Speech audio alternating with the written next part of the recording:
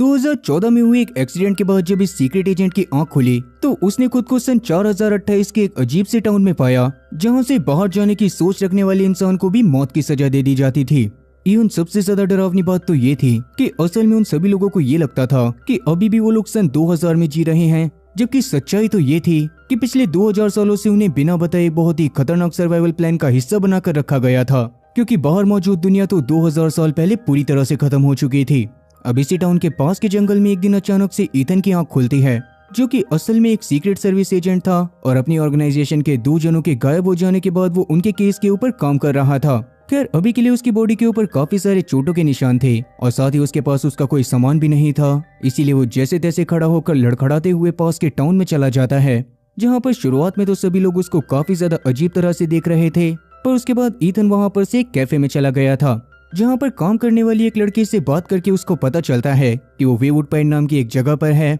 पर अभी के लिए ईथन उससे कुछ और पूछ पाता उससे पहले ही वो वीकनेस की वजह से बेहोश हो जाता है और आगे उसकी आंख खुलने पर वो हॉस्पिटल में था, जहाँ पर उसके सामने डॉक्टर पाम मौजूद थी। अब आगे जब डॉक्टर पाम ईथन को उसकी टूटी हुई हड्डियों के बारे में बताती है, तब जाकर ईथन को याद आता है कि अपने खोए हुए साथियों को ढूंढते समय वो अपने एक और साथी के साथ था और रास्ते में उनकी गाड़ी अचानक से एक ट्रक से टकरा गई थी। ये याद आते ही ईथन तुरंत ही डॉक्टर पाम से अपने साथी के बारे में पूछता है, पर तब जाकर उसको पाम से पता चलता है कि उसके साथी की तो on the spot he death हो गई थी, मगर ईथन शायद अपनी जान बचाने के लिए जैसे तैसे गाड़ी से निकलकर जंगल में आ गया था। अब वैसे अभी के लिए ईथन अपने फोन की मदद से अपनी वाइफ को कॉल करके अपनी सिचुएशन के बारे में बताना चाहता था, पर पाम के हिसाब से उसका फोन और साथ ही आइडेंटिटी कार्ड पुलिस स्टेशन में था, जिसको बाद में वो वहां से जाकर रिट्रीव कर सकता है, पर अभी के लिए उसको आराम करना चाहिए। पर काफी देर तक उस रूम में रहने के बाद ईथन को बहुत ज्यादा अजीब लगने लगता है, क्योंकि पूरे हॉस्पिटल में ना तो पाम के अलावा कोई डॉक्टर मौजूद था और ना ही वहां पर कोई पेशेंट आ जा रहा था। इसीलिए वो तुरंत ही अपने कपड़ों को पहनकर वहां पर से बाहर निकलने लगता है, जहाँ के कॉरिडोर में भी लगभग हर एक रूम में ताला लगा हुआ था। ये देखकर थोड़ा सा शॉक होते हुए ईथन वहां पर से सीधा पुलिस स्टेशन में पहुंच जाता है, पर पुलिस स्टेशन पर भी अभी ताला लगा हुआ था, जो देखकर ईथन को तो समझ ही नहीं आता कि ये गाँव वाले पता नहीं कौन सी छुट्टी मना रहे थे। खैर अभी के लिए वो अपनी वाइफ को कॉल करने के लिए पास के एक बार में चला गया था, जहाँ की बारटेंडर ब्रेवली से बात करते हुए वो उसके फोन को ले लेता है, मगर जब वो अपनी वाइफ को कॉल करने की कोशिश कर रहा था तो काफी ज्यादा कोशिश करने के बावजूद भी उसका फोन कनेक्ट ही नहीं होता। तब ब्रेवली उसको परेशान देखकर उसके बारे में उससे सब कुछ जानती है और तब ईथन के खोए हुए साथियों का नाम सुनने के बाद वो काफी ज्यादा शॉक हो गई थी। इसीलिए अभी के लिए वो उसको एक पेपर पर एक एड्रेस लिख कर देती है और साथ ही उससे ये बोलती है कि वो अपना मूड सही करने के लिए कभी भी आकर उससे मिल सकता है। क्या अभी के लिए उस पेपर को पलटने पर ईथन को उसमें ये भी लिखा दिखाई देता है कि वेवुड पाइन के अंदर कोई भी झिंगुर मौजूद नहीं है। पर ईथन अभी के लिए इस बात पर ध्यान न देकर बाहर से बाहर निकल गया था, पर तब अचानक से उसको पास की झाड़ियों में से झिंगुर की आवाज आती है। इसीलिए थोड़ा सा शॉक होते हुए ईथन उन झाड़ियों को चेक करता है और तब उसे झाड़ियों के अंदर एक स्पीकर दिखाई देता है, जिसके अंदर से ही झिंगुर की आवाज आ रही थी। अब अभी के लिए वो वहां पर से पास के एक मोटेल में चला गया था, पर जैसा कि अभी उसके पास पैसे नहीं थे, इसीलिए सुबह सुबह ही उसको होटल से बाहर निकाल दिया जाता है और तब जाकर ईथन को उस एड्रेस के बारे में भी याद आता है जो कि ब्रेवली ने उसको लिख कर दिया था। आगे उस एड्रेस पर जाने पर ईथन के तो पूरी तरह से होश उड़ गए थे, क्योंकि वो जगह असल में एक बहुत ही टूटा फूटा कैबिन था और उस कैबिन के अंदर बेड से बंधी हुई एक आदमी की लाश पड़ी हुई थी, जो कि कोई और नहीं बल्कि ईथन का खोया हुआ एक साथी था। अब उसको देखते ही ईथन तुरंत ही वापस से पुलिस स्टेशन में जाकर वहां के शेरिफ को सब कुछ बताने की कोशिश करता है, मगर वहां का शेरिफ तो इन सारी बातों को सुनने के बाद एकदम चिल आउट था और आइसक्रीम खाते हुए अभी वो ईथन की बातों पर ज्यादा ध्यान नहीं दे रहा था। तब ईथन के बहुत ज्यादा जिद करने पर वो ईथन की कंप्लेन को फाइल तो कर लेता है, पर उसने सीधा बोल दिया था कि वो कुछ समय बाद जाकर उसके साथी की डेड बॉडी को देख लेगा। लेकिन शेरिफ की बातों से ये बात साफ झलक रही थी कि अभी भी वो ईथन की बातों को काफी हल्के में ले रहा था। इसी बात से परेशान होकर ईथन वहां पर से निकलकर किसी का फोन लेता है और सबसे पहले तो वापस से अपनी बीवी को कॉल करने की कोशिश करता है, मगर अभी भी उसका फोन अनरीचेबल जा रहा था। इसीलिए तो वो अपनी ऑर्गेनाइजेशन में भी कांटेक्ट करने की कोशिश करता है, जिस दौरान एक आदमी ने फोन उठा तो लिया था, मगर ईथन उसके बारे में कुछ भी नहीं जानता था। ईथन बार बार उस बंदे को उसके बॉस से बात करवाने के लिए बोले जा रहा था, मगर हर बार वो बंदा कोई ना कोई बहाना बना रहा था, जिससे फ्रस्ट्रेट होकर ईथन कॉल को काट देता है। और अब जाकर उसको ये बात समझ आ गई थी कि इस टाउन में कुछ ना कुछ तो सच में बहुत ज्यादा अजीब है और यहाँ पर कोई ना कोई ऐसा भी मौजूद है जो कि उसे बाहर की दुनिया के लोगों से कांटेक्ट करने से रोक रहा है। अब इन सारी चीजों से काफी ज्यादा परेशान होकर तुरंत ही ईथन वहां पर से बार में जाता है ताकि वो ब्रेवली से बात कर सके, लेकिन बार में जाने पर वहां पर तो आज ब्रेवली मौजूद थी ही नहीं। फिर वहां पर मौजूद बारटेंडर से जब ईथन ब्रेवली के बारे में पूछता है तो उसके हिसाब से तो ब्रेवली नाम की कोई औरत इस बार में काम करा ही नहीं करती थी। जो बात सुनने के बाद तो ईथन को इतना ज्यादा गुस्सा आ गया था कि वो गुस्से में उस बंदे का कॉलर पकड़कर उसको उल्टा सीधा सुनाने लगता है। पर तब उस बंदे ने भी गुस्से में आकर ईथन के सर पर वार कर दिया था, जिससे ईथन बेहोश हो जाता है और इस बार उसकी आंखें खुलने पर वो एक बार वापस से हॉस्पिटल में था, पर इस बार उसके हाथ पैर को बांध के रखा गया था। तभी अचानक से उसके पास एक साइकाइट्रिस्ट आकर उसको बताता है कि असल में एक्सीडेंट की वजह से उसके दिमाग के अंदर एक बहुत ही खतरनाक ब्लड क्लॉट हो गया है और इसी वजह से वो अजीबोगरीब चीजों को हेलुसिनेट कर रहा था। और उसी ब्लड क्लॉट को रिमूव करने के लिए वो साइकाइट्रिस्ट जल्दी ही ईथन के ऊपर एक सर्जरी परफॉर्म करने वाला था। मगर ईथन के हिसाब से उसने जो भी देखा था वो पूरी तरह से सच्चाई थी, इसीलिए वो डॉक्टर पाम के उसके सामने आने पर उसकी सर्जरी करने से मना करने लगता है। लेकिन डॉक्टर पाम उसकी बात को ना सुनते हुए उसको एक इंजेक्शन देकर बेहोश कर देती है और सीधा ऑपरेशन रूम की तरफ ले जाती है। पर तभी अचानक से रास्ते में बेहोश होते हुए ईथन को रियलाइज होता है कि अभी के लिए उसके स्ट्रेचर को खींचने वाला बंदा कोई और नहीं बल्कि ब्रेवली थी, जो कि हॉस्पिटल में सिर्फ ईथन की जान बचाने के लिए आई थी। साथ ही वो ईथन को बहुत सारी चीजें बताना भी चाहती थी, मगर उससे पहले वो ईथन को जैसे तैसे होश में लाकर अपने साथ लिफ्ट में ले जाती है ताकि वो सबसे पहले तो हॉस्पिटल से बाहर निकलकर नॉर्मली बात कर सके। पर इंजेक्शन की वजह से अभी भी ईथन को काफी ज्यादा चक्कर आ रहे थे, इसीलिए वो सबसे पहले तो छुपने के लिए बाथरूम में चले जाते हैं, जहाँ पर बाहर की चीजों को देखने के लिए जानबूझकर ईथन ने बाथरूम के कांच को तोड़कर अपने पास रख लिया था। पर तभी अचानक से बाथरूम के बाहर डॉक्टर पॉम पहुंच गई थी, जो कि ईथन और ब्रेवली को देखने ही वाली थी। पर उससे पहले ही ईथन डॉक्टर पॉम के ऊपर अटैक करते हुए वहां से ब्रेवली के साथ जैसे तैसे निकल जाता है।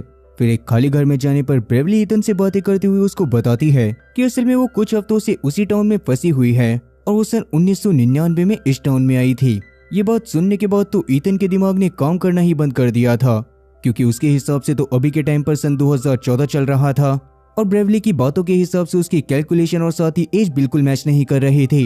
ये बात जानने के बाद तो ब्रेवली काफी ज्यादा शॉक हो चुकी थी, पर तब वो ईथन से बात करते हुए उसको बताती है कि असल में जिस एजेंट की डेड बॉडी को ईथन ने ढूंढा था उस एजेंट को असल में कुछ शेरिफ ने ही मारा होता है, क्योंकि इस गांव के अपने कुछ रूल्स थे और उसमें से सबसे बड़ा रूल ये था कि कोई भी इस जगह पर से भागने की कोशिश नहीं करेगा। ये बात सुनने के बाद तो ईथन और ज्यादा डर गया था, मगर तभी दवाई का असर होने की वजह से वो अनकॉन्शियस हो जाता है और अगली सुबह तक जब उसकी आंख खुलती है तब तक ब्रेवली उस जगह पर से जा चुकी थी।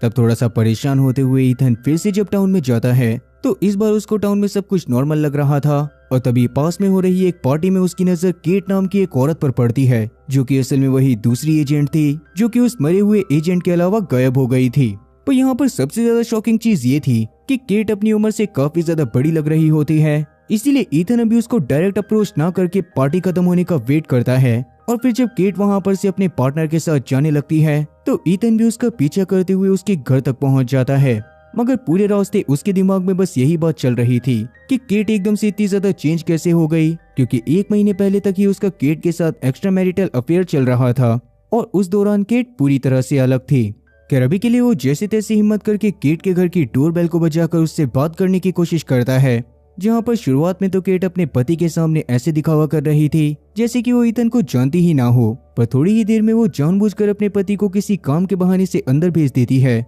और ईथन को घोपचे में ले जाकर बताती है कि असल में इस पूरे के पूरे टाउन में हर जगह पर सीसीटीवी कैमरा लगे हुए थे और 24 घंटे उनके ऊपर नजर रखी जा रही थी। इसीलिए ही केट वहां पर ईथन को बहुत ज्यादा ही सावधान रहने को कहती है, मगर ईथन के हिसाब से वो केट के इतना ज्यादा चेंज होने के बारे में जानना चाहता था, जिस पर केट की बात सुनने के बाद तो ईथन का दिमाग पूरी तरह से शॉर्ट सर्किट कर गया, क्योंकि केट के हिसाब से वो पिछले 12 साल से उसी टाउन में रह रही थी, जबकि ईथन के हिसाब से तो वो बस 1 महीने पहले गायब हुई थी। तो ऐसा कैसे हो सकता था कि वो पिछले 12 साल से वहां पर रह रही हो। मगर इससे आगे केट किसी भी चीज के बारे में कोई भी जवाब देने से साफ मना कर देती है और ईथन को वहां पर से हंसते हुए जाने को बोलती है ताकि किसी को भी उनके ऊपर बिल्कुल भी शक ना हो। अब केट की बातें सुनने के बाद तो ईथन जल्दी से जल्दी इस बकवास टाउन से बाहर निकलना चाहता था, इसीलिए वो थोड़ा सा दूर आकर पास में खड़ी एक गाड़ी के शीशे को तोड़ता है और उस गाड़ी को चुरा कर किसी तरह से रोड पर भगाते हुए टाउन से बाहर निकलने की कोशिश करने लगता है।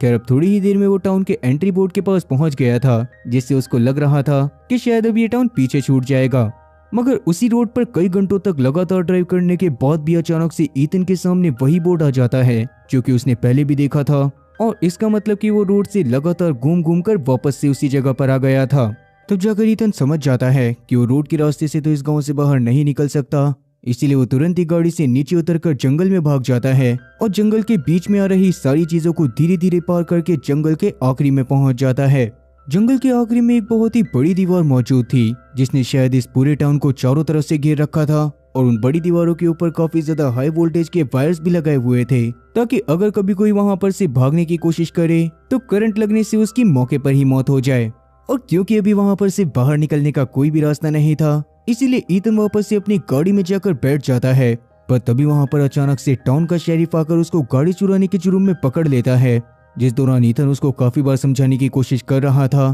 कि वो सीक्रेट सर्विस एजेंट है। मगर शेरिफ जब इस बारे में पता करता है तो उसके हिसाब से तो ईथन नाम का कोई बंदा सीक्रेट सर्विस के लिए काम करता ही नहीं था। खैर अभी के लिए शेरिफ ने कुछ दिनों के लिए ईथन को हाउस अरेस्ट दे दिया था और तब ना चाहते हुए भी ईथन को एक सड़े से होटल में रहना पड़ रहा था। रात में सोते समय उसके दिमाग में लगातार यही थॉट चल रहे थे कि आखिरकार ये टाउन कौन सी जगह है और यहाँ पर से वो कभी बाहर निकल भी पाएगा या फिर नहीं। इसीलिए अभी के लिए वो डिसाइड करता है कि वो सबसे पहले इस टाउन के बारे में सारी चीजें अच्छे से पता करेगा, जिसके लिए वो वहाँ पर इंटरनेट एक्सेस या फिर न्यूज़पेपर का सहारा लेने की कोशिश करता है। पर बाद में उसको पता चला था कि टाउन में इंटरनेट की सुविधा उपलब्ध ही नहीं है। इवन वहाँ के न्यूज़पेपर वाले इतना धीरे काम करते थे कि लोगों को 1 महीने पहले की खबर 1 महीने बाद मिलती थी। खैर अभी के लिए ईथन वापस से उसी केबिन में जाता है जहाँ उसके साथी की डेड बॉडी थी और वहाँ जाने पर अभी भी उसके साथी की डेड बॉडी वहाँ पर सड़ रही थी, जिसको देखकर ईथन को काफी ज्यादा बुरा लगता है। पर तभी अचानक से उसकी नजर उसके साथी के पैर पर पड़ती है जहाँ पर छोटी सी एक बुकलेट छुपी हुई थी।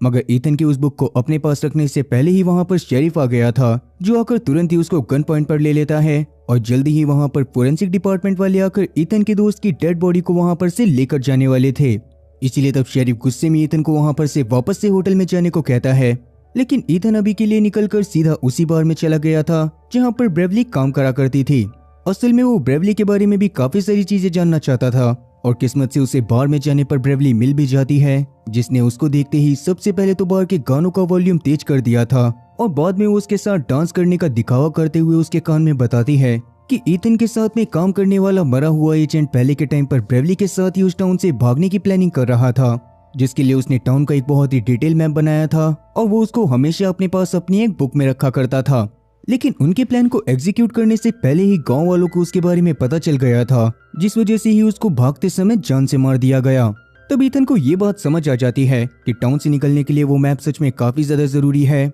इसीलिए वो थोड़े समय बाद हॉस्पिटल के मुर्दा घर में जाने का डिसाइड करता है ताकि वहां पर से वो अपने मरे हुए दोस्त के सामान को लेकर आ सके। पर इससे पहले ब्रेवली उसको कुछ पैसे देते हुए कुछ खाने को कहती है और उन्हीं पैसों से पास के एक कैफे में जाकर ईथन एक कॉफी को खरीदता है। तब कॉफी में ही काम करने वाली एक औरत से उसको पता चला था कि ईथन की एक्स्ट्रा मैरिटल अफेयर वाली गर्लफ्रेंड पास की एक टॉय शॉप पर काम करा करती थी। और ये बात जानने के बाद ईथन उससे तुरंत ही मिलने के लिए पहुंच गया था ताकि वो उससे जान सके कि आखिरकार उनके साथी की मौत कैसे हुई थी। लेकिन केट तब भी जानबूझकर उसको इस बारे में कुछ भी नहीं बताती और बाद में शॉप से बाहर निकलते समय ईथन की नजर एक फोटो फ्रेम पर पड़ती है जिस पर टाउन के रूल्स लिखे हुए थे, जिसमें सबसे पहला रूल तो यही था कि कोई भी टाउन से भागने की कोशिश नहीं करेगा और दूसरा रूल ये था कि कोई भी टाउन में किसी से भी अपने पास्ट के बारे में कोई भी बात नहीं करेगा। इवन तीसरा रूल तो सबसे ज्यादा अजीब होता है, जो कि ये था कि उन्हें हर बार फोन कॉल्स को आंसर करना पड़ेगा। अब वैसे ईथन को भी ये सारी चीजें काफी ज्यादा अजीब लगी थी, पर अभी के लिए वो वहाँ पर से निकलकर सीधा हॉस्पिटल में चला जाता है, जहाँ पर ज्यादा भीड़ न होने की वजह से वो जल्दी ही मुर्दा घर में उस जगह पर पहुंच गया था जहाँ पर मरे हुए लोगों का सामान रखा जाता था। जिसके बाद वो तुरंत ही उस बुकलेट को लेकर सीधा ब्रेवली के साथ जंगल में पहुंच जाता है, जहाँ पर वो लोग टाउन के मैप को देखते हुए वहाँ पर से निकलने का प्लान बनाने लग गए थे। लेकिन तब ब्रेवली उसको ये बात भी बताती है कि उन लोगों को किसी भी प्लान को एग्जीक्यूट करने से पहले उन दोनों की ही बॉडी के अंदर से एक ट्रैकर को निकालना पड़ेगा, क्योंकि इस टाउन में मौजूद सभी लोगों की एक्टिविटी और साथ ही लोकेशन को ट्रैक करने के लिए यहाँ के सभी लोगों की बॉडी के अंदर एक ट्रैकर लगाया गया था। ये जानकर तो ईथन का और ज्यादा दिमाग खराब हो जाता है, मगर बाद में ब्रेवली की मदद से वो किसी तरह से उस ट्रैकर को बाहर निकाल लेता है। और बाद में ब्रेवली उसको ये बात भी बताती है कि अगर यहाँ पर कोई भी इंसान रूल्स को तोड़ा करता था तो उस समय पर उसे एक बहुत ही खतरनाक सजा दी जाती थी और ईथन का मरा हुआ साथी भी उसी सजा का शिकार हुआ था। लेकिन ईथन वहाँ पर से निकलने के लिए हर तरह की सजा को झेलने के लिए तैयार था, पर अभी के लिए वो परफेक्ट प्लान रेडी करने के लिए वापस से टाउन में चले जाते हैं, जहाँ पर रास्ते में ब्रेवली और साथी ईथन को केट और उसका पति हैरोल्ड मिल गया था। तब ईथन से बात करते हुए केट अगले दिन ईथन को ब्रेवली के साथ उसके घर में शाम में डिनर पर इन्वाइट करती है, जिस पर ईथन को सोचते हुए तुरंत ही मान गया था, लेकिन ब्रेवली को थोड़ा सा अजीब लग रहा था। खैर अभी के लिए ईथन अपने होटल में जाकर वापस से उस मैप को देखते हुए भागने का प्लान बनाने लगता है, लेकिन तभी उसको मैप में मौजूद एक पेड़ के ऊपर कुछ मार्क दिखाई देता है और इसका मतलब साफ था कि जरूर ही मरने से पहले ईथन के साथी ने उस पेड़ के पास कुछ छुपाया होगा। इसीलिए ईथन भी तब अगले दिन सबसे पहले तो अपनी ट्रैकर चिप को होटल के बेड पर रख देता है और बाद में जंगल में जाकर उस पेड़ के पास पहुंच जाता है। उसके ऊपर चढ़कर जब वो उस सामान को उतारने की कोशिश कर रहा था तभी उसको पास में से गोलियां चलने की आवाज आती है और पेड़ के ऊपर से ही वो थोड़ा सा दूर पर शेरिफ को नोटिस करता है जो कि किसी चीज पर लगातार फायरिंग करे जा रहा था। पर ईथन अभी के लिए उसके ऊपर ज्यादा ध्यान न देकर अपने काम को खत्म करता है और वापस से गांव में पहुंचने के बाद शाम के समय में ब्रेवली के साथ केट के घर पर जाने लगता है, जहां शुरू में तो ब्रेवली उसके साथ जाने से मना कर रही थी, मगर ईथन के हिसाब से वो लोग आज रात में ही वहां पर से भागने वाले थे और उसका प्लान भी उसने पूरी तरह से रेडी कर लिया था। इसीलिए तो ब्रेवली भी केट के घर पर जाने के लिए मान जाती है और वहां पर जाकर डिनर करते समय थोड़ी देर केट से बात करने के बाद ईथन वहां पर वॉशरूम जाने का बहाना बनाता है, जहां पर जाकर सबसे पहले तो वो चेक करने लग गया था कि बाथरूम में कहीं कोई सीसीटीवी कैमरा ना हो। इसके बाद वो पूरी तरह से श्योर होने के बाद अपने ट्रैकिंग डिवाइस को वहां पर रख देता है और वहीं पर ब्रेवली के आने का इंतजार करने लगता है। वहीं ब्रेवली अभी लगातार केट और हैरोल्ड से बातें करे जा रही थी, जिस दौरान जानबूझकर वो अपनी एक बेटी के बारे में जिक्र कर देती है जिससे वो टाउन में आने के बाद से नहीं मिल पाई थी।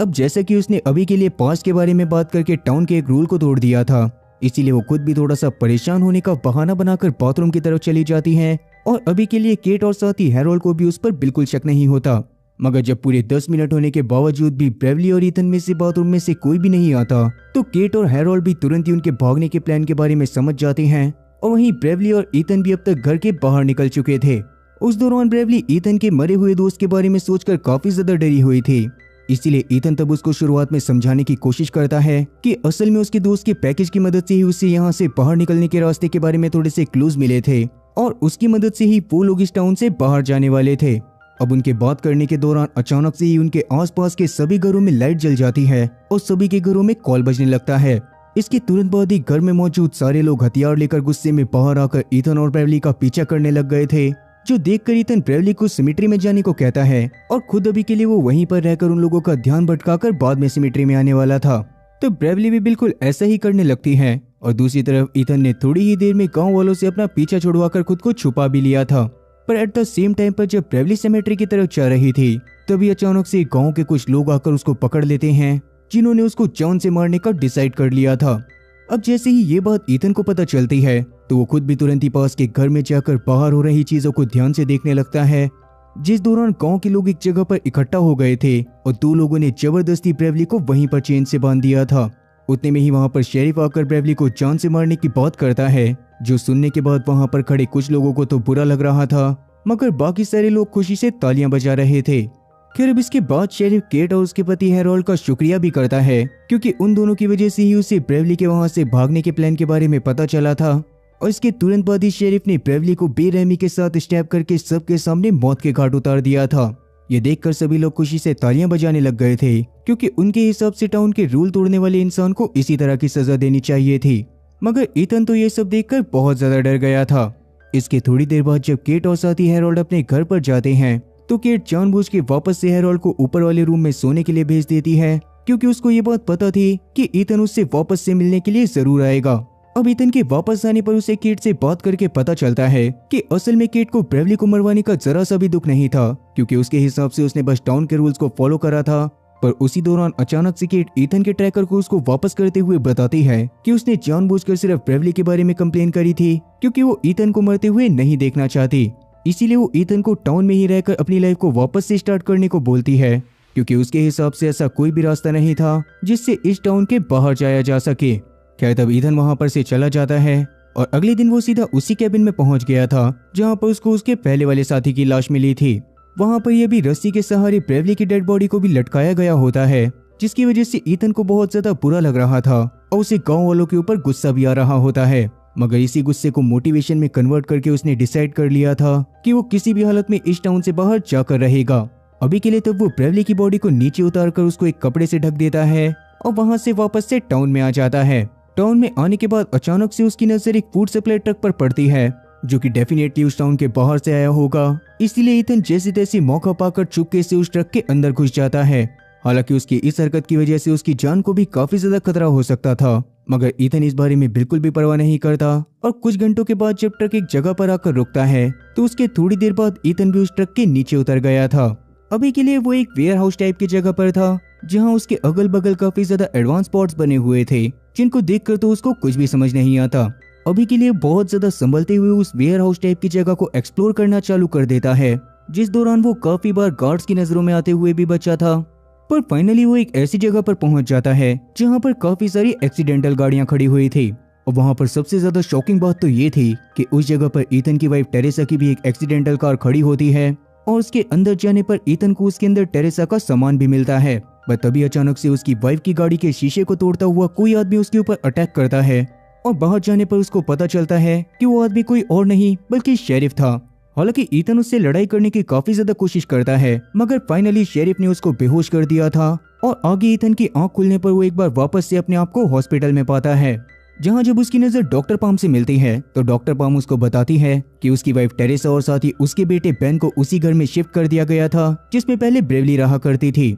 और वैसे तो ईथन को इस बात पर बिल्कुल भी भरोसा नहीं होता मगर बाद में क्यूरियोसिटी के चलते जब वो ब्रेवली के घर पर जाकर देखता है तो वहां पर सच में टेरेसा और साथ ही बेन दोनों मौजूद थे। अब उनसे इतने समय बाद मिलने की वजह से ईथन काफी ज्यादा खुश था मगर तब वो उनसे जानने की कोशिश करता है कि आखिरकार वो लोग वहां पर पहुंचे कैसे। और तब जाकर टेरेसा उसको बताती है कि असल में ईथन का एक्सीडेंट होने के बाद उसकी गाड़ी तो मिल गई थी मगर उसकी बॉडी को काफी बार ढूंढने के बावजूद भी उसके बारे में कुछ भी पता नहीं चला था, जिस वजह से ही टेरेसा और साथ ही बेन ने उसको खुद से ढूंढना चालू कर दिया। उस दौरान बेन तक को तो ये भी लग रहा था कि शायद वो केट के साथ भाग गया होगा क्योंकि बेन और टेरेसा को पहले से ही ईथन और केट के अफेयर के बारे में सब कुछ पता था। पर उसके बावजूद भी टेरेसा बस ईथन के साथ रहना चाहती थी ताकि उन दोनों के अलग होने की वजह से बेन के फ्यूचर के ऊपर कोई भी असर न पड़े। अब वैसे ये बात जानने के बाद तो ईथन थोड़ा सा परेशान हो जाता है, लेकिन तब आगे टेरेसा उसको बताती है कि उस समय पर ईथन के गायब हो जाने के बाद वो बहुत ज्यादा परेशान हो गई थी और इसीलिए वो एक दिन ईथन के सीक्रेट सर्विस ऑर्गेनाइजेशन के ऑफिस में घुस गई, जहां पर से ही उसने कंप्यूटर में से जल्दी ही ये बात पता लगा ली थी कि आखिरी बार ईथन वेवुड पाइन की तरफ गया था। इसीलिए ही बाद में बेन और साथ ही टेरेसा भी उस जगह पर आने लग गए मगर रास्ते में उन्हें एक पुलिस वाला मिला जो कि असल में अभी के टाइम पर इस टाउन का शेरिफ था। उसने ही उनसे बात करते हुए उनकी गाड़ी के पेट्रोल पाइप को काट दिया था, जिसकी वजह से ही आगे चलकर उन दोनों का एक बहुत ही बुरा एक्सीडेंट हुआ और बाद में उन दोनों की ही आंख खुलने पर वो दोनों इस टाउन में मौजूद थे, जहां पर एक रियल एस्टेट एजेंट ने आकर उन लोगों को ये घर दिखाया और उनसे हमेशा के लिए इसी जगह पर रहने को कहा। खैर तभी वहां पर वो रियल एस्टेट वाला बंदा आकर ईथन को बताता है कि क्योंकि ब्रेवली मर चुकी थी इसीलिए वो लोग जब तक चाहे उसके घर में रह सकते थे। पर साथ ही वो उसको ये बात भी बताता है कि उनके घर के अंदर एक बहुत ही एडवांस सर्विलेंस सिस्टम को लगाया गया है क्योंकि ईथन तो वहां पर से ऑलरेडी काफी बार भागने की कोशिश कर चुका था। अब ईथन को ये चीज काफी ज्यादा बुरी लगती है क्योंकि वो जानता था कि वो काफी दिनों से इस जगह पर फंसा हुआ है और वो अपनी फैमिली की हालत को ऐसा होते हुए नहीं देख सकता था। इसीलिए अभी के लिए वो टेरेसा को किसी भी इंसान से ज्यादा बात करने से मना करता है और साथ ही उसने बेफालतू में उसे बाहर घूमने के लिए भी बिल्कुल मना कर दिया था। ये सब बोलने के बाद वो तुरंत ही वहां पर से पुलिस स्टेशन में पहुंच जाता है, जहां पर शेरिफ और साथ ही डॉक्टर पाम दोनों मौजूद थे और उनसे बात करने के बाद ईथन को पता चला था कि वो लोग उसकी फैमिली को बस इस जगह पर इसी वजह से लाए हैं ताकि ईथन वहां पर से भागने के बारे में बिल्कुल भी ना सोचे और खुशी खुशी अपनी फैमिली के साथ वहीं पर रहे। पर इस बात के बाद भी ईथन और साथ ही शेरिफ में काफी ज्यादा आर्ग्यूमेंट होने लग गई थी। पर तभी अचानक से शेरिफ का कॉल बजता है और दूसरी तरफ से कोई इंसान उसे एकदम शांत रहने को बोलता है। तब शेरिफ भी इस पर मान गया था और ये सीन देखने के बाद ईथन को ये बात समझ में आ गई थी कि शेरिफ तो असल में बस इस जगह का एक मोहरा है और इस पूरी की पूरी जगह को असल में तो कोई और ही कंट्रोल कर रहा था। इसीलिए ईथन भी अब ज्यादा बहसबाजी ना कर चुपचाप वहां से निकल जाता है, जहां रास्ते में उसकी मुलाकात उसी साइकियाट्रिस्ट से होती है जो कि उसकी ब्रेन सर्जरी करवाने वाला था। ईथन की सिचुएशन के बारे में जानने के बाद वो ईथन को बताता है कि इस जगह पर ईथन के अलावा कोई और इंसान ऐसा है ही नहीं जिसके पास उसकी बाहर वाली असली फैमिली मौजूद हो। इसीलिए वो भी ईथन को लकी बताते हुए इसी जगह पर खुशी खुशी रहने को बोलता है, मगर ईथन उसकी भी बातों को इग्नोर करते हुए सीधा वहां पर से जाने लगता है और इस बार वो जंगल की तरफ सीधा केट से मिलने के लिए आ गया था, जहां पर कोई भी सर्विलेंस कैमरा ना होने की वजह से केट उससे सच बताती है कि असल में केट को खुद भी नहीं पता था कि आखिरकार इस टाउन में चल क्या रहा है और उसने भी पहले वहां पर से भागने की काफी बार कोशिश करी थी, मगर हर बार वो फेल हो जाती थी और फाइनली उसे ना चाहते हुए भी एक्सेप्ट करना ही पड़ा कि अब उसे इसी टाउन में रहना है और इसीलिए वो टाउन के रूल को फॉलो करते हुए चुपचाप वहां पर रहने लग गई। अब ये बात सुनने के बाद तो ईथन खुद भी काफी ज्यादा परेशान हो गया था और इसीलिए वो वापस से अपने घर में चला जाता है। जहां घर के अंदर जाने पर वहां पर टेरेसा और साथ ही बेन मौजूद नहीं थे और टेबल पर टेरेसा ने उनकी वेडिंग रिंग रखी हुई थी। असल में थोड़ी देर पहले जब ईथन केट से मिलने के लिए फॉरेस्ट में गया था तो उस दौरान बेन उसका पीछा कर रहा था और बाद में उसने ईथन को केट के साथ देखने पर तुरंत ही इस बारे में आकर अपनी मॉम टेरेसा को बता दिया, जिससे टेरेसा का तो पूरी तरह से दिल टूट चुका था, क्योंकि एक तो उसने ईथन को सच्चाई पता होने के बावजूद भी कभी भी नहीं छोड़ा था और इवन वो उसको ढूंढते हुए इतनी दूर तक आ गई थी, पर अभी भी उसके हिसाब से ईथन तो उसकी बिल्कुल भी परवाह नहीं करता था और वो किसी कुत्ते की पूंछ की तरह था जिसको 100 साल नली में डालकर भी रखो तब भी वो सीधी नहीं होती। यही सब सोचते हुए वो तुरंत ही वहां पर से सीधा आइसोलेशन वॉल की तरफ जाने लग गई थी ताकि वो इस टाउन को लीव कर सके। लेकिन जैसे ही वो आइसोलेशन वॉल के पास पहुंचती है वैसे ही उनके पास पीछे से शेरिफ की गाड़ी आ जाती है और क्योंकि शेरिफ पहले ही ईथन की वजह से काफी ज्यादा फ्रस्ट्रेट हो चुका था इसीलिए इस बार वो ईथन की फैमिली को डायरेक्ट ही जान से मारने वाला था। लेकिन उसके ऐसा करने से पहले ही खुद वहां पर ईथन पहुंच जाता है, जिसने शेरिफ को सबसे पहले तो अपनी गाड़ी से ठोक दिया था और बाद में गाड़ी से उतरते ही उसने सीधा उसको शूट करके खत्म कर दिया था। तब उसे शेरिफ के पास से उस आइसोलेशन वॉल को खोलने का रिमोट भी मिल जाता है और उसके गेट को खोलते ही बहुत ही जल्दी से एक परछाई आकर तुरंत ही शेरिफ की बॉडी को खींचकर वहां से बाहर ले जाती है, जिसको देखकर ईथन और उसकी फैमिली तो काफी ज्यादा डर गए थे। इसीलिए डरते हुए ईथन तुरंत ही उस जगह के गेट को बंद कर देता है और अभी के लिए उस चीज पर ज्यादा ध्यान न देते हुए अपनी फैमिली को गाड़ी में बिठाकर वापस से घर में ले जाता है। खैर अब घर के बाहर पहुंचने पर उसने टेरेसा को जल्दी जल्दी वो सारी चीजें बता दी जो भी उसने टाउन में आने के बाद फेस करी थी और टेरेसा भी ये सब जानने के बाद बहुत ज्यादा शॉक हो जाती है। अब इसके बाद ईथन वहां पर टेरेसा को बेन के साथ कुछ दिनों तक बिल्कुल टाउन के रूल के हिसाब से रहने को कहता है ताकि इस बीच वो वहां पर से बाहर निकलने का रास्ता ढूंढ सके और वहां पर से बाहर निकलने का रास्ता एक बार अगर उन्हें मिल जाता तो वापस से उन लोगों की लाइफ एकदम पहले जैसी हो जाती। अब वैसे ईथन को समझ में आ गया था कि उसको टाउन में काफी ज्यादा खतरा है, इसीलिए वो तुरंत ही अगले दिन पुलिस स्टेशन में रेड मारकर वहां से बंदूक चुराने की कोशिश करता है। पर तभी अचानक से वहां पर मेयर और साथ ही उसकी सेक्रेटरी आ जाती है जो कि अपने साथ ईथन के नाम का एक केक भी लेकर आए थे, क्योंकि उनके हिसाब से अब ईथन को इस टाउन का शेरिफ बना दिया गया था। ईथन के तो ये बात सुनने के बाद पूरी तरह से होश ही उड़ जाते हैं और साथ ही वो इस काम के लिए मना भी करने वाला था, पर तभी अचानक से उसे रियलाइज होता है कि शेरिफ बनने के बाद उसके लिए यहाँ से बाहर निकलने का रास्ता ढूंढना काफी ज्यादा आसान हो जाएगा। इसीलिए तब वो खुद भी इस जॉब को एक्सेप्ट कर लेता है और मेयर के वहां से जाने के बाद वो पुलिस स्टेशन में ही छानबीन करना चालू कर चुका था और पुराने लोगों के डेटा को देख रहा था। पर तभी अचानक से पॉम वहां पर उसे रियल एस्टेट एजेंट को लेकर आ जाती है जिसको लोगों ने बहुत बुरी तरह से मारा हुआ था और पॉम के हिसाब से उसे जल्दी ही मौत की सजा दे देनी चाहिए थी क्योंकि उसने टाउन के रूल को वायलेट करा था। लेकिन ईथन अभी के लिए पॉम को वहां पर से ये बोलकर भेज देता है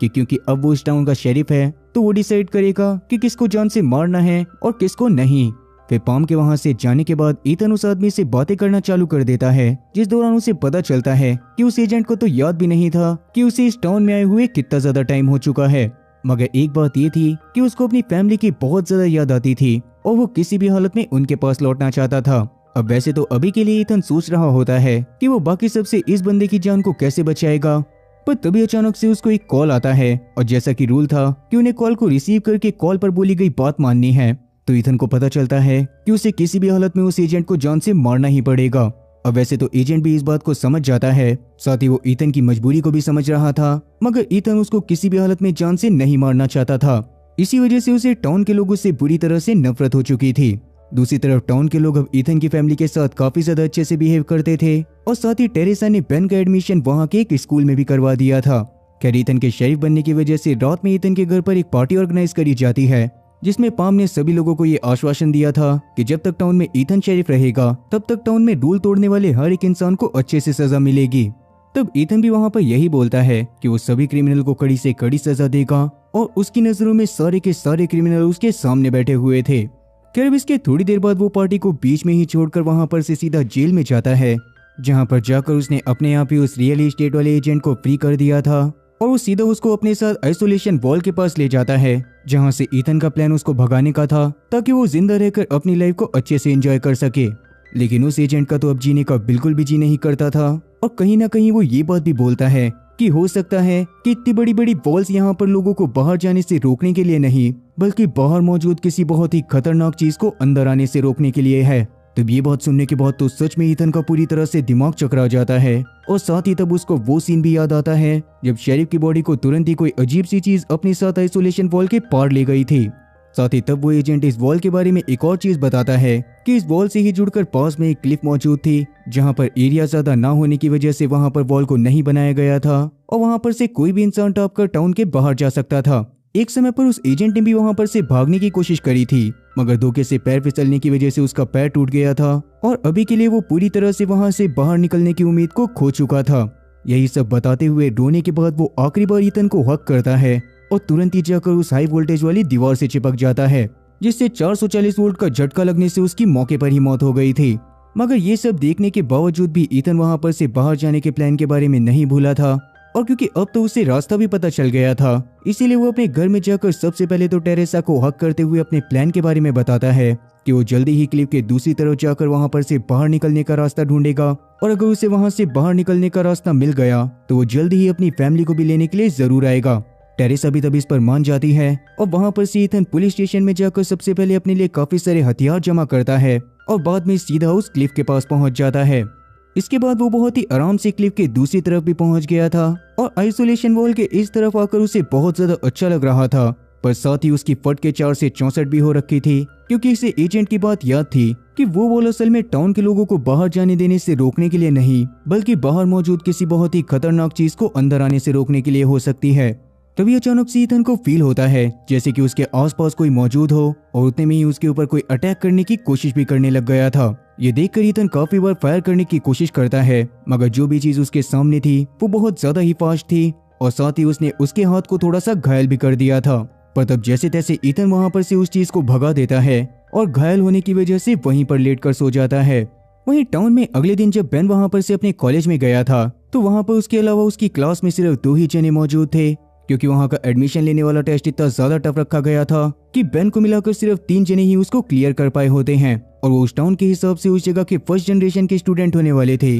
जो कि इस टाउन के बारे में पूरी सच्चाई जानते। उन्हें टीचर मेगन पढ़ाने वाली थी और उन्हें क्लासेस और साथ ही इस टाउन की सच्चाई के बारे में अपने पेरेंट्स तक को बताना अलाउड नहीं था। अब आज की क्लास शुरू होने पर उन्हें कुछ भी बताया नहीं जाता और सीधा बस उनके सामने एक प्रोजेक्टर पर एक इमेज चला दी जाती है जो कि ह्यूमन जैसे दिखने वाले किसी बहुत ही खतरनाक क्रीचर की थी। उसको देखने के बाद तो उन तीनों में से किसी को कुछ भी समझ में नहीं आ रहा होता, पर बाद में मिस्टर मेगन बताती है कि इस गांव के अलावा बाहर की दुनिया में सारे लोग पूरी तरह से म्यूटेंट बन चुके हैं और वो एक दूसरे को, इंसानों को और साथ ही आसपास के जानवरों को जान से मारकर खाया करते हैं। ये बात सुनने के बाद तो उन तीनों के ही रोंगटे खड़े हो गए थे और उनको समझ में नहीं आ रहा था कि आखिरकार ऐसा पॉसिबल कैसे हो सकता है। पर तब जाकर मेगन उन्हें एक एक कॉइन देती है जिस पर 2097 की डेट लिखी हुई थी, और तब जाकर वो उनसे ये भी पूछती है कि आखिरकार उन्हें इस टाउन में आने से पहले की कौन सी मेमोरी याद है। तब सबसे शॉकिंग बात तो ये थी कि उन तीनों का ही इस टाउन में आने से पहले एक्सीडेंट हुआ था और उसके बाद से ही वो लोग इस टाउन से बाहर नहीं निकल पाए थे। और तब जाकर मिस्टर मेगन एक बहुत ही खतरनाक बात रिवील करती है कि असल में वो लोग अलग अलग टाइमलाइन से हैं, जैसे कि कोई वहां पर 1999 का है, कोई वहां पर 2008 का और कोई वहां पर 2014 का, पर उनका यूनिवर्स एक ही था और अभी के लिए वो लोग असल में सन 4028 में थे। 2000 साल पहले ही दुनिया पूरी तरह से खत्म हो चुकी थी, पर उस समय पर एक एक्सपेरिमेंट को परफॉर्म करने के लिए एक्सीडेंट के बाद कुछ लोगों को बिना बताए कायरो स्लीप चैम्बर में रखा गया था और उन्हीं लोगों को बाद में इस जगह पर लाकर छोड़ दिया गया ताकि इंसानों के अस्तित्व को खत्म होने से बचाया जा सके, क्योंकि बाहर जो म्यूटेंट्स मौजूद थे वो असल में बहुत ज्यादा खतरनाक थे और इंसानों को पल भर में मार सकते थे।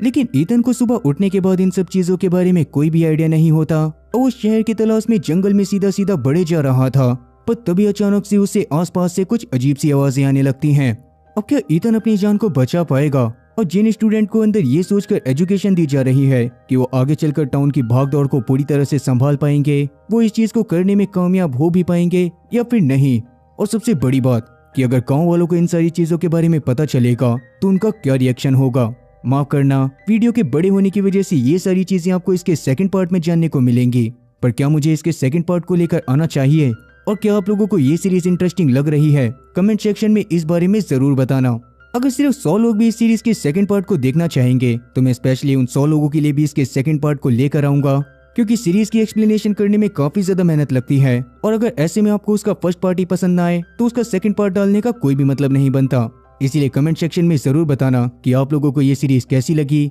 बाकी उम्मीद है कि आप लोगों को मेरी एक्सप्लेनेशन पसंद आई होगी। अगर एक्सप्लेनेशन पसंद आई हो तो चैनल को सब्सक्राइब करना और बेल नोटिफिकेशन को ऑल पर सिलेक्ट करना और साथ ही वीडियो को भी लाइक करना। मैं ऐसी ही और मजेदार एक्सप्लेनेशन वीडियोस लेकर आता रहूंगा। क्या तब तक के लिए टाटा और गुड बाय।